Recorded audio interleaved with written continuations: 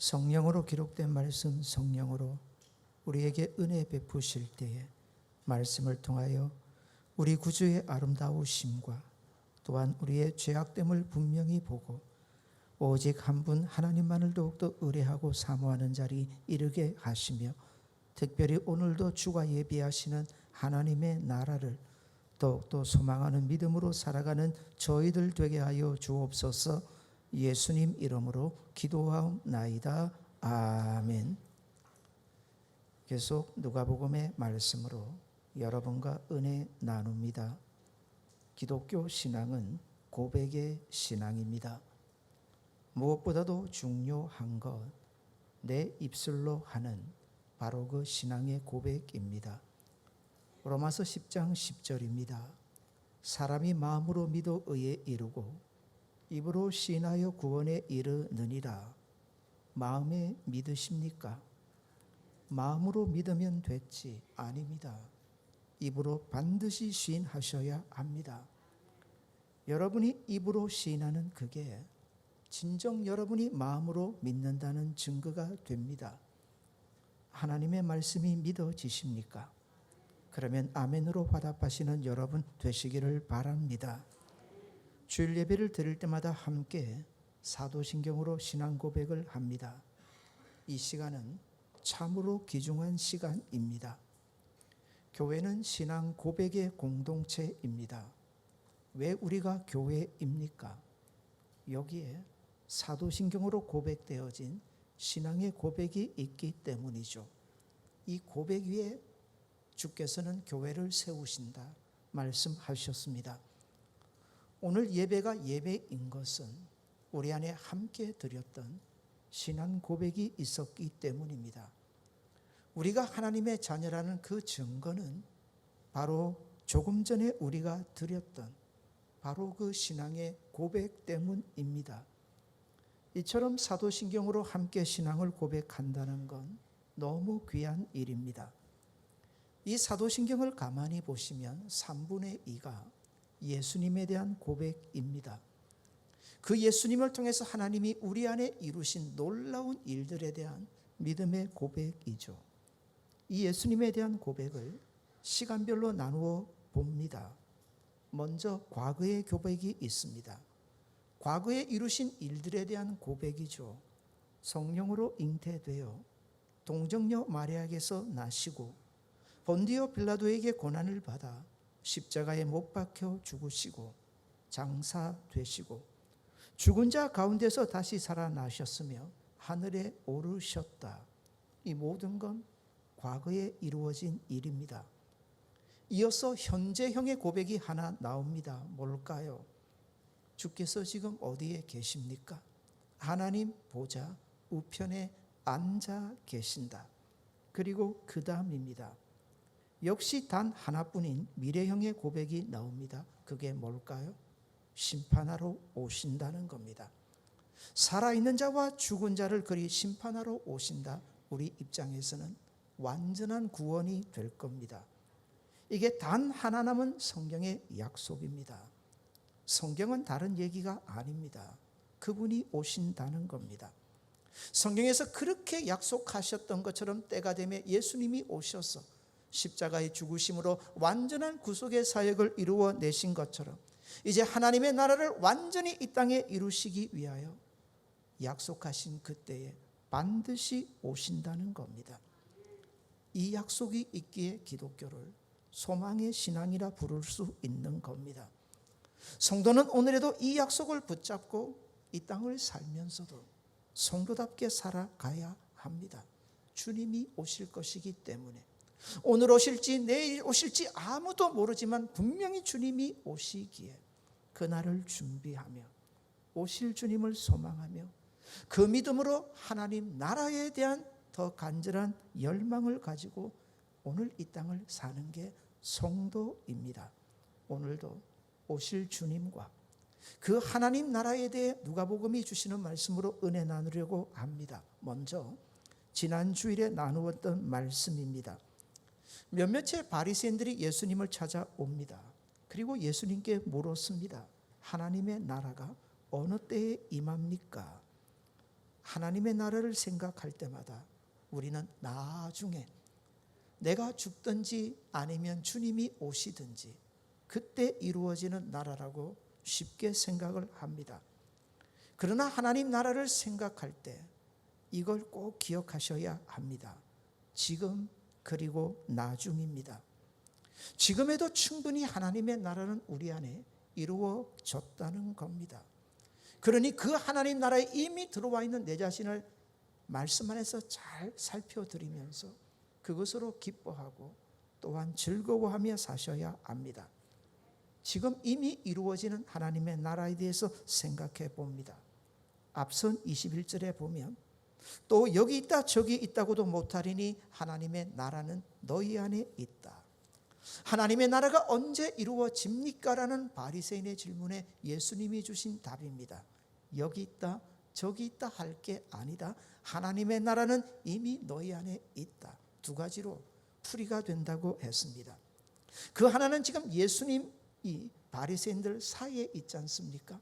그러니 하나님의 나라는 예수님 자신이라 보시면 됩니다. 하나님의 나라의 주인이신 예수님이 오셔서 우리는 이제 그 예수님 안에 있지 않습니까? 그러니 그 예수님으로 이미 이루어진 하나님의 나라를 말씀하시는 겁니다. 조금 더 구체적으로 살펴봅니다. 한 나라가 반드시 이루어지려면 세 가지가 필요하다고 합니다. 영토, 주권, 그리고 국민입니다. 이 세 가지 요소 중에 먼저 국민에 대해 생각해 봅니다. 저와 여러분이 누구입니까? 오늘 예배 중에 신앙의 고백으로 함께 고백을 했다면 우리는 누구입니까?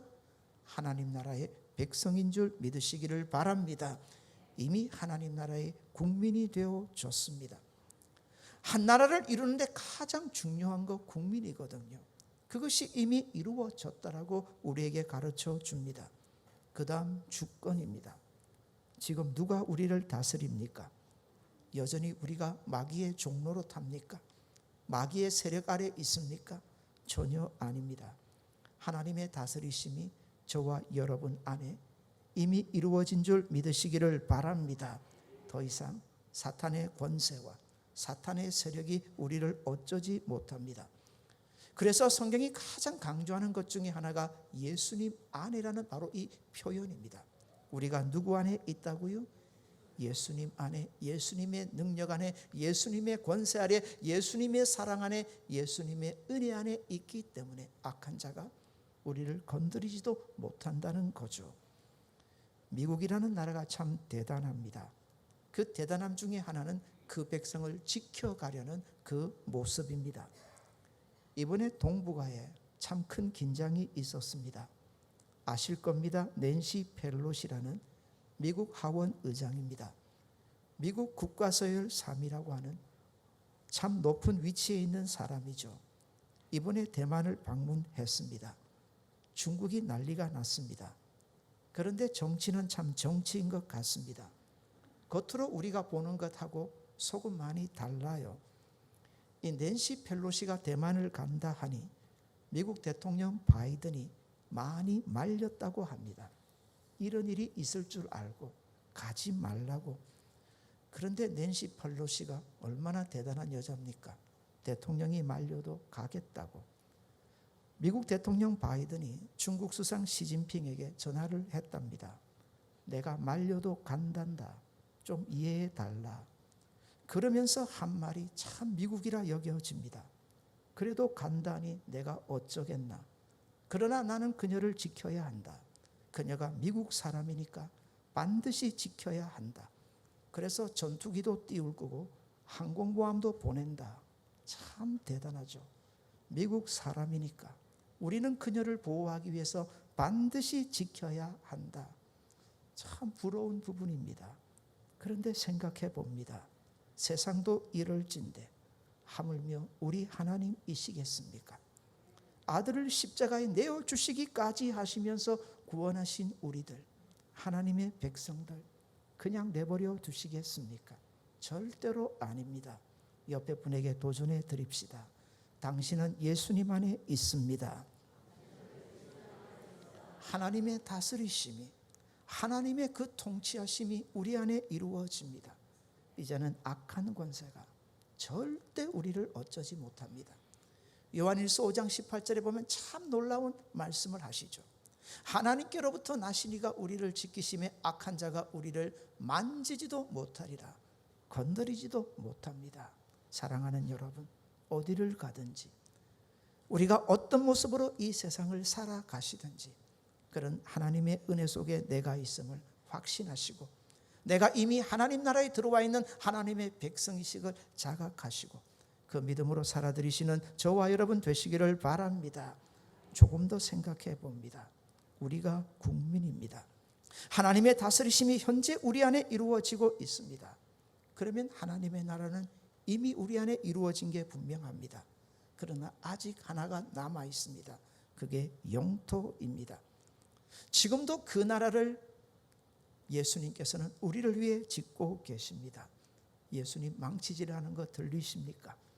못질하는 거 들리십니까? 지금 준비하고 계십니다. 오랜 세월 지났습니다. 다 준비되었다면 주님 다시 오신다 하십니다. 그 영원한 나라가 다 준비될 때 오셔서 우리 손잡고 거기로 들어갈 겁니다. 사랑하는 여러분, 성도는 오늘도 그렇게 하나님 나라를 소망하며 오늘을 살아가심이 옳습니다. 그렇습니다. 오늘 하나님 나라의 백성인 우리에게는 성경은 가르쳐 줍니다. 두 가지 시민권이 있다고요. 하나는 이 땅의 것이죠. 대한민국의 시민이라는 겁니다. 여러분 주민등록증 다 가지고 계시죠? 그게 우리가 대한민국 시민이라는 증거 아닙니까? 또 하나의 시민권이 있습니다. 어디 있습니까? 하늘나라의 시민권입니다. 보여주시겠습니까? 강 집사님 보여주시겠습니까? 하늘나라의 시민권 보여주시겠습니까? 그게 십자가입니다. 그 증거가 바로 예수님의 십자가가 됩니다. 두 시민권을 가진 우리가 오늘을 어떻게 살아가야 될까요? 사도 바울은 빌립보서 2장 23절에서 잘 교훈해 줍니다. 말씀을 받으시면서 내가 참으로 하나님 나라의 백성답게 오늘을 사는지 점검해 보시기 바랍니다. 읽어드립니다. 내가 이 둘 사이에 끼었으니, 정확하게 말하면 이 두 시민권 사이에 내가 끼어 있다는 겁니다. 그 다음 고백입니다.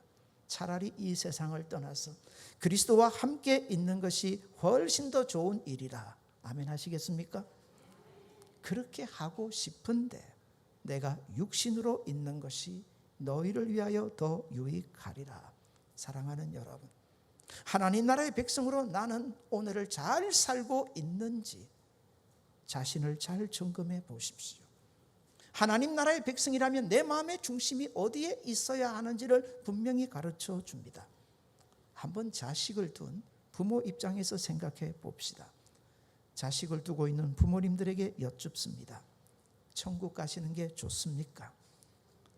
오늘 천국 가자면 가시겠습니까? 답 안 하시네. 저는 여러분에게 이 답을 분명히 해드리도록 설교자로 이 자리에 섰습니다. 성경의 마지막 약속이 어떻게 되든가요? 내가 속히 오리라. 성도들의 고백이 뭐든가요? 아멘. 주 예수여 어서 오시옵소서. 어서 오시옵소서. 답 잘하셔야 합니다. 하나님의 말씀이라면 아닌 것 같아도 아멘 하시는 게 복인 줄 믿습니다. 나 개인적으로는, 정말 개인적으로는 가는 게 옳습니다. 저는 성도에게 고통은 꼭 필요하다고 믿어요. 여러분 언제 천국 바라봅니까? 언제 천국이 더 그리워집니까? 언제 천국이 사모됩니까? 이 땅에서 성도가 잘 먹고 잘 살면요, 천국 그냥 빠이빠이입니다. 똑같습니다. 그냥 빠이빠이입니다. 그런데 고통이 있고 아픔이 있고 어려움이 있을 때 천국 바라봅니다. 주님 천국 가고 싶어요. 그렇습니다. 부모된 자의 입장에서 생각해 봅시다. 그러나 우리에게 사명이 있습니다. 자녀들이 잘 자라게 해주는 겁니다. 특별히 신앙으로 잘 자라게 해주는 겁니다. 예수님 잘 믿도록 도와주셔야 합니다. 그들이 신앙으로 그들의 길을 그들이 선택할 때까지 도와줘야 합니다. 그래서 이 땅에 그 사명으로 사는 겁니다. 사랑하는 여러분, 아직 내 곁에 믿지 않는 형제들, 가족들이 있습니까? 다시 묻습니다. 성도로서 천국 가고 싶으십니까? 아멘 하셔야 합니다. 그래도 아직 아니라 하십니다.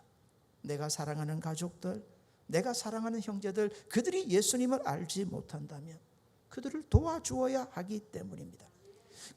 그들이 예수님을 믿고 하나님의 백성이 나처럼 될 수 있을 때까지 도와주셔야 합니다. 그리스도인은 이 세상이 좋아서 이 땅을 사는 게 아닙니다. 사명이 있기에 오늘을 사는 겁니다. 이게 하나님의 백성으로 오늘 이 땅을 하나님 백성답게 살아가는 거죠. 가끔 보면 부모를 참 잘 만난 인생들이 있습니다. 요즘은 인터넷으로 진짜 지구촌 세계가 하나가 되어 버렸습니다. 근데 요즘 보니까 저도 몰랐는데요, 유럽 나라에 그렇게 왕족들이 많더라고요. 전에는 다 민주화가 되어서 무슨 왕족이 있겠나 싶었는데 나라들마다 이 왕족들이 다 있어요. 요즘 그러면서 많이들 보여줘요. 이 왕족들이 어떻게 사는지. 사는 모양새가 우리와 완전히 달라요. 얼마나 별천지 세상을 살아가는지. 부모 잘 만났어요. 왕족 되다 보니, 자, 그렇다면 우리는 누굽니까? 하나님 아버지를 우리의 아버지로 모시고 사는 우리는 누굽니까? 천국의 왕족들 아닙니까? 별로 은혜 안 받으시네. 천국의 왕족들이십니다. 천국은 분명히 우리가 왕노릇할 곳이라고 성경은 가르쳐 줍니다. 왜요? 자꾸 왕노릇에 표준 맞추지 말고요, 신분으로 따져보세요. 하나님이 우리의 아버지시라면 우리가 누굽니까? 왕족 아닙니까? 하나님이 왕이신데 아닙니까? 하나님이 왕이신데 우리의 정확한 신분을 가르쳐 줍니다. 천사도 흠모할 만한 바로 그 신분 가르쳐 줍니다. 이런 우리가 이 땅만 바라보면서 살면 되겠는가? 이 땅에 것이 조금 없다고 해서 쩔쩔매면서 이 땅 하면서 살면 되겠는가? 천국에서 왕노릇할 저와 여러분들이 말입니다. 좀 채통을 지키시며 살아가셔야 하지 않겠습니까? 마치 하나님 나라 없는 자처럼 이 땅이 전부인 것처럼 살면서 우리가 어찌 하나님 나라의 백성이라 오늘에 말할 수 있겠습니까?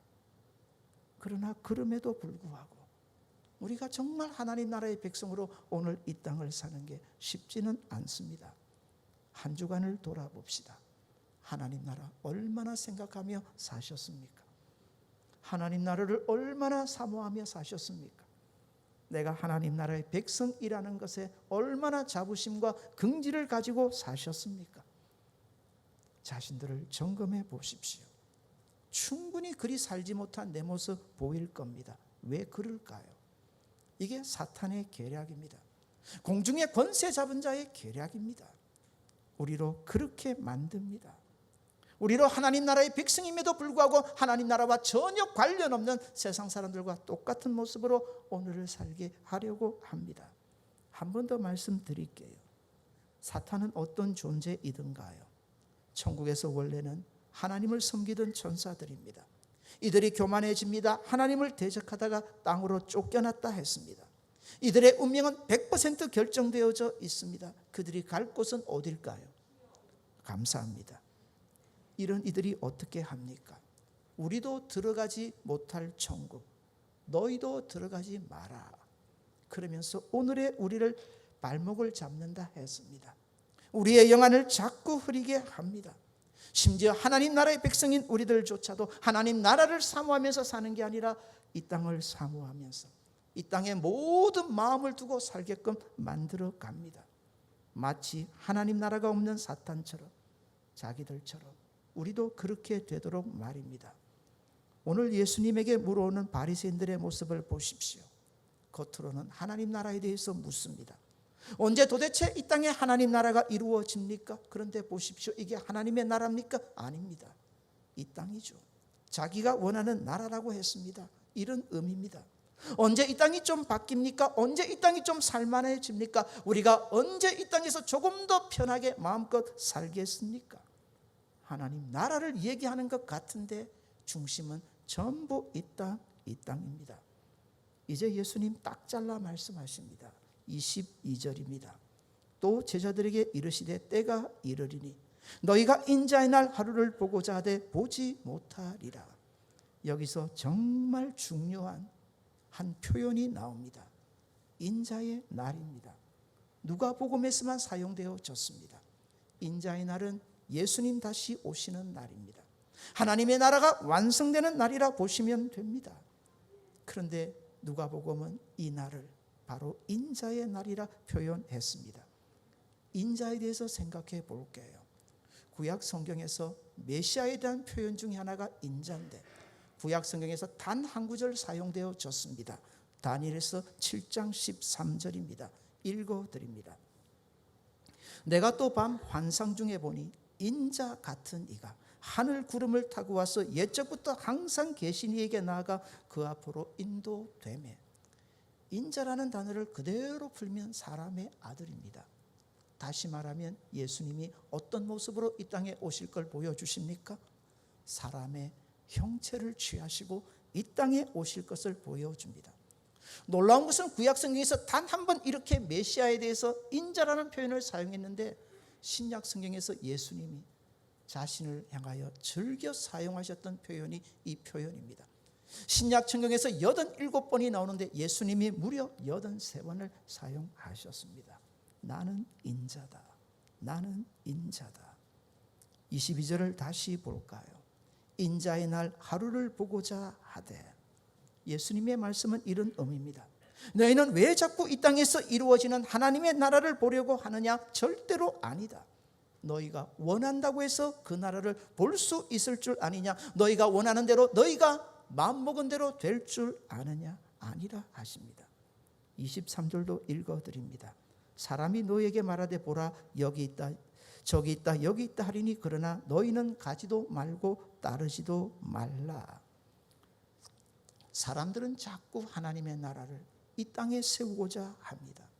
모든 이단들이 다 그래요. 모든 이단들이 다 하나님의 나라를 얘기하는데 어디에 세우려고 한다고요? 이 땅에 자꾸 세우려고 해요. 신천지도 마찬가지죠. 이 땅이기 때문에 필요한 게 시간이에요. 이 땅이기 때문에 필요한 게 뭐예요? 장소예요. 그런데 아니라 하세요. 아니라 하세요. 먼저 시간입니다. 꼭 기억하십시오. 마태복음 24장 36절입니다. 그러나 그날과 그때는 아무도 모르나니 하늘의 천사들도 아들도 모르고 오직 아버지만 아시느니라. 아멘. 이게 얼마나 은혜가 되는지 몰라요. 다 모른대요. 모르면 불안하죠. 모르면 두렵죠. 안 그렇습니까? 알아야 될 거 알아야죠. 모르면 얼마나 불안하고 모르면 이게 얼마나 두렵겠어요. 그런데 여러분 얼마나 은혜로워요. 누가 아신다고요? 누가 아신다고요? 아버지가 아신다잖아요. 아버지가 나를 그렇게 위하시고 나를 위해서 그렇게 귀하신 예수님까지 내어주신 하나님 아버지가 다 아시는데 아버지가 다 아신대요. 그러면 될 것 아닙니까? 아버지가 다 알아서 나를 위해 해 주실 텐데 믿으시기를 바랍니다. 어린 시절입니다. 한 가장이 되고 또 자녀들 책임지려고 하니까 야, 이게 쉬운 게 아니네요. 요즘 그런 생각 많이 합니다. 어린 시절로 돌아가면 좋겠다. 걱정도 없어요. 근심도 없어요. 제가요 부모님 찾아와서 저 어떻게 먹이실 겁니까? 저 어떻게 길러주실 겁니까? 한 번도 물어본 적 없어요. 그냥 알아서 다 해주시더라고요.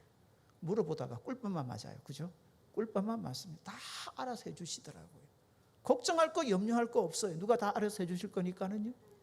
부모님이 다 알아서 해주시는 것처럼 우리 하나님 다 알아서 해주실 줄 믿으시기를 바랍니다. 아버지가 다 아신다는데 왜 그렇게 관심 가져요? 아버지께 다 맡겨버리시고 그 아버지 한 분으로 만족하시는 저와 여러분 되시기를 바랍니다. 그러니 아버지가 다 아신다는 이 구절이 얼마나 은혜인가요? 그 다음 장소입니다. 뭐라고 하십니까? 여기 있다 저기 있다 해도 가지 말라 하십니다. 사람들이 많은 기대를 하다 보면 헛된 소문들이 만들어져요. 떤 소문이죠? 낭설이 되는 겁니다. 예수님 당시 그랬어요. 이런저런 사람이 등장하는데 흔히 영웅이라고 하죠. 이스라엘 땅에 그런 사람들이 등장하면 사람들이 그럽니다. 아, 메시아다. 그러면서 그 사람에게 우르르 달려갑니다. 아니거든요. 그러다가 또 다른 사람이 등장하면 또 그 사람에게 우르르 달려갑니다. 오늘 똑같아요. 이게 사이비 종말론자들 아닙니까? 예수님은 딱 잘라 말씀하십니다. 이런 소문들 믿지 말라. 모두가 낭설이다. 그리고 여기서 중요한 신앙적 원칙 하나, 이거 잊으시면 안 됩니다. 다시 오실 그날까지 예수님 단단히 제대로 붙잡고 신앙으로 그날까지 승리하고 가시려면 받아서 따라합시다. 하나님 중심, 말씀 중심, 그 다음요 교회 중심이에요. 종교개혁자 칼빈은 그랬습니다. 하나님이 우리의 아버지시라면 교회는 우리의 어머니다. 우리가 천국에 들어가는 그날까지 하나님은 이 교회라는 곳을 통해서 우리를 보호하시고 우리를 지키시고 우리의 신앙 또한 지켜가십니다. 교회는 시시한 곳이 아닙니다. 이용수 목사를 보시면 시시할 수 있습니다. 아니겠지만 우리 장로님들 보면 시시할 수 있습니다. 우리 성도들을 보면 시시할 수 있습니다. 그러나 절대로 성사는 시시하지 않습니다. 왠 줄 아십니까? 이 성사는 주께서 피값 주고 세우신 교회이신 줄 믿으시기를 바랍니다. 성산이 시시합니까? 그럽니다. 아이, 가보니 목사 별거 없대. 그 성산의 성도들 와 그렇노? 아닙니다. 착각하지 마십시오. 성산은 시시하지 않습니다. 이 교회는 누가 피값 주고 세우셨다고요? 예수님께서 피값 주고 세우셨다. 이런 곳이 없습니다. 이런 귀하고 귀한 교회를 중심으로 끝까지 신앙생활 잘해 가시는 저와 여러분 되시기를 바랍니다. 인자의 날이라 했습니다. 중요합니다. 성도의 모든 관심이 여기에 있어야 할 것을 가르쳐 주는데요. 인자의 날, 주님 다시 오실 그날과 관련해서 이어지는 본문 전체를 통해서 성경은 세 가지 원칙을 우리에게 가르쳐 줍니다. 오늘은 첫 번째만 살펴볼 건데요. 첫째 뭐라고 하시느냐 하면 인자의 날이 임하기 전에 인자가 고난받는 일이 먼저 일어날 거다. 25절입니다. 25절 같이 한번 읽겠습니다. 25절입니다. 그러나 그가 먼저 많은 고난을 받으며 이 세대에게 버림받아야 할지니라. 아멘. 이 말씀은 주님께서 오셔서 고난 받으실 그것도 예언하고 있는 부분이지만 마지막 날입니다. 마지막 날에 또한 이런 일들이 반드시 있어야 할 것을 우리에게 가르쳐 주시는 겁니다. 둘째는 뭐냐면 인자의 날이 임할 때 반드시 변할 텐데 세상이 노아의 때와 똑같이 될 것이라 하셨습니다. 셋째, 그런 인자의 날에는 자기 목숨을 잃는 자가 오히려 목숨을 건질 것이라 분명히 가르쳐 주십니다. 오늘은 그 첫 번째입니다. 인자의 날이 임하기 전에 먼저 누가 고난을 받는다고요? 인자가 고난을 받는 일이 먼저 일어날 거다. 오늘 본문 25절 제가 한 번 더 읽어드리겠습니다. 그러나 그가 먼저 고난을 받으며 이 세대에게 버림받아야 할지니라. 예수님이 이 말씀을 하실 때 바리새인들, 유대인들 받아들이지를 못했습니다. 꿈에도 메시아가 이리 올 것이라 상상도 못했습니다. 왜요? 메시아가 와서 자기의 원하는 대로 뜻대로 해주기 위해서는 메시아는 능력자여야 합니다. 메시아는 권세자여야 합니다. 하늘의 모든 파워와 힘과 권세와 능력을 가지고 와서 세상을 바꿔줘야 될 메시아인데 그 메시아가 와서 고난을 받는다. 당시 사람들은 상상도 못했습니다. 그런데 오신 메시아 예수님을 보십시오. 인자 아니시던가요? 사람으로 오셔서 십자가에 죽으시고 그 십자가를 통해서 우리를 향한 구원의 일들을, 구속의 일들을 이루어 가셨던 것을 봅니다. 사랑하는 여러분, 인자의 날이다. 참으로 귀한 표현입니다. 주님 다시 오실 그날에 우리가 제대로 오실 주님 맞이하고요, 더욱더 하나님 나라를 온전히 소망하는 믿음의 사람으로 제대로 살기를 원한다면 인자의 날이라는 이 표현을 잊으시면 안 됩니다. 다시 말하면 인자는 우리로 단 하나를 바라보게 합니다. 무엇이겠습니까? 바로 예수님의 십자가입니다. 사랑하는 여러분, 주님 다시 오실 그날에 제대로 주님 맞이하고 싶으십니까?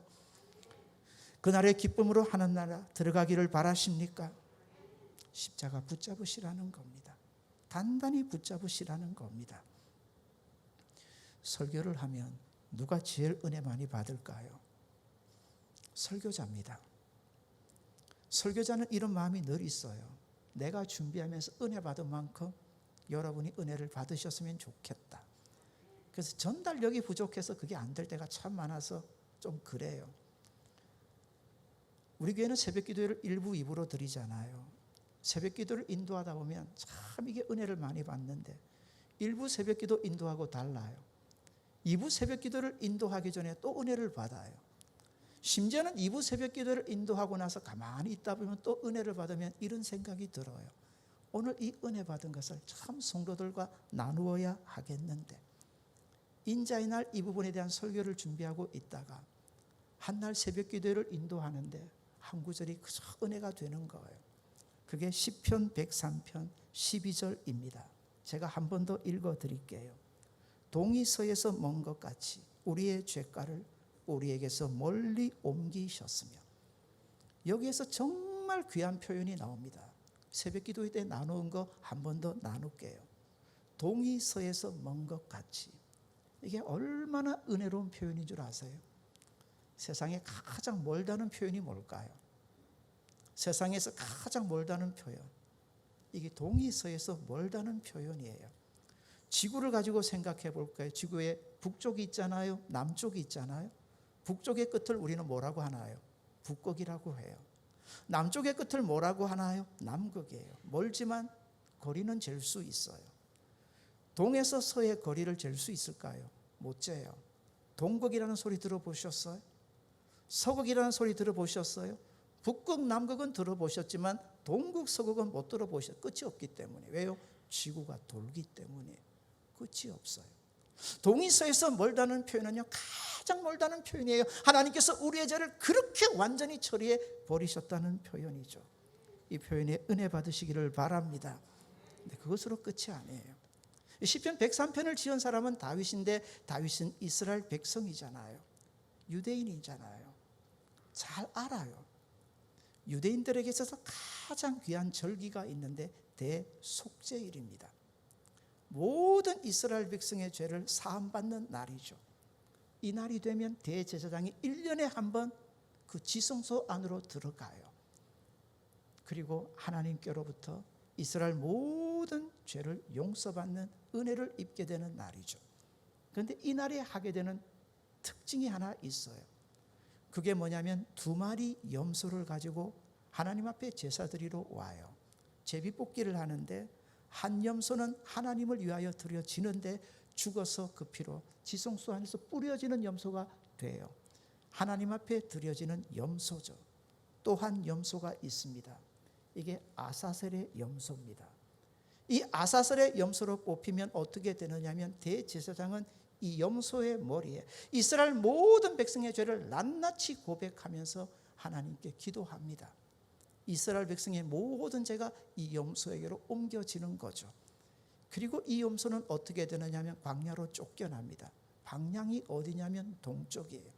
동쪽 갈 수 있는 한 끝까지 쫓겨나서 거기에서 버림받은 바 됩니다. 어찌 될까요? 돌아오지 못하죠.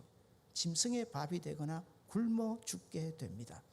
당시 성막을 한번 보여드릴게요. 사진으로 보여드릴게요. 한번 보세요.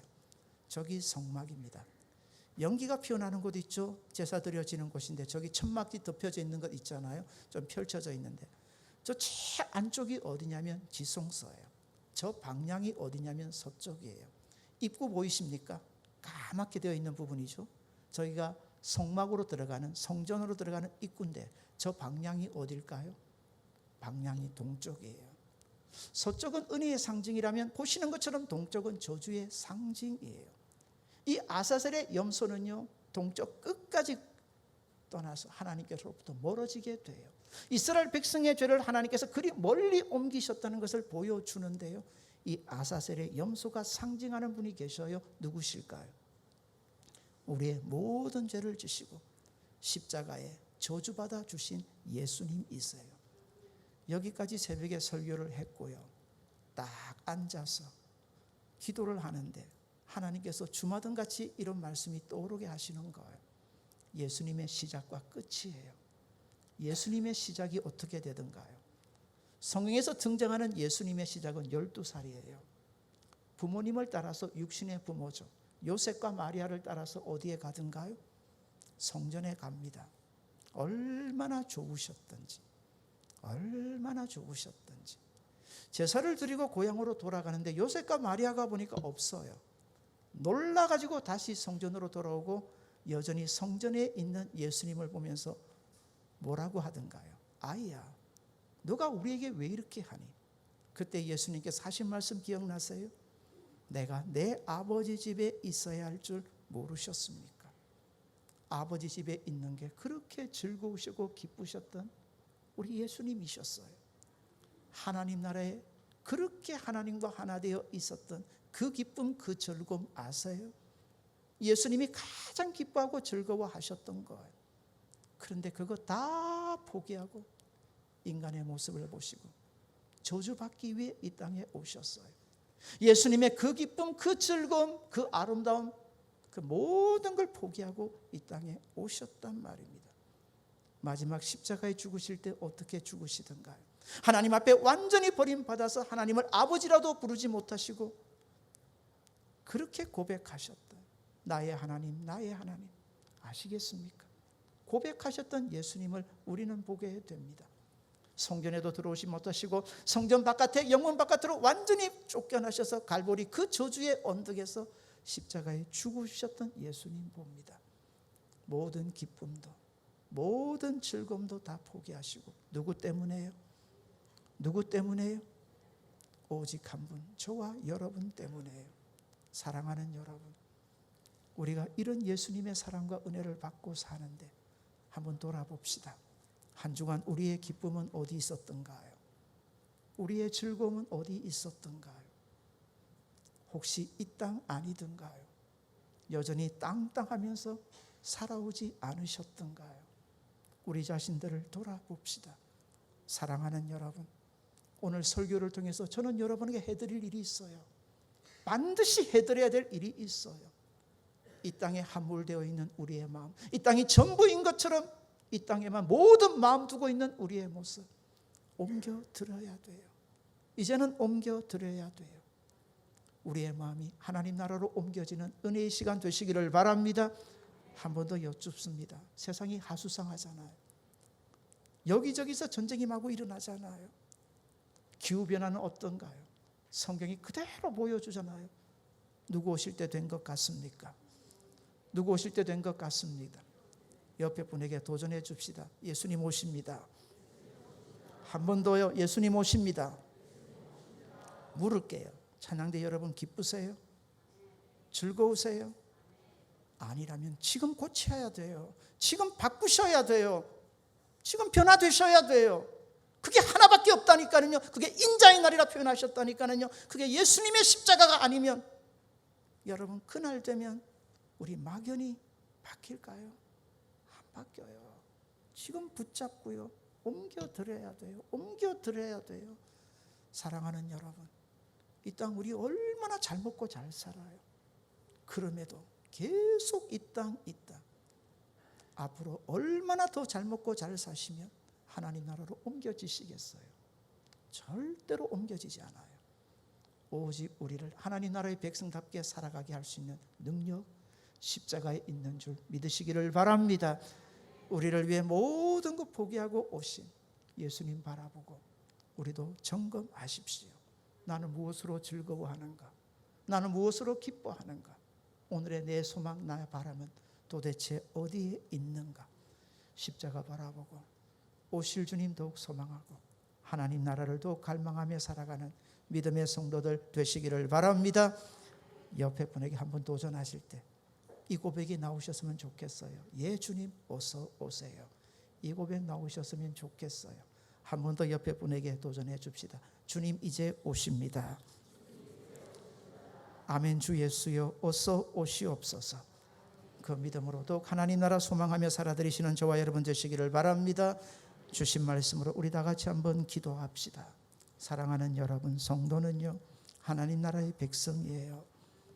성도는 이 땅을 어떤 모습으로 살든지 실망하거나 좌절하거나 낙망하거나 그 마음 무너져서는 안 됩니다.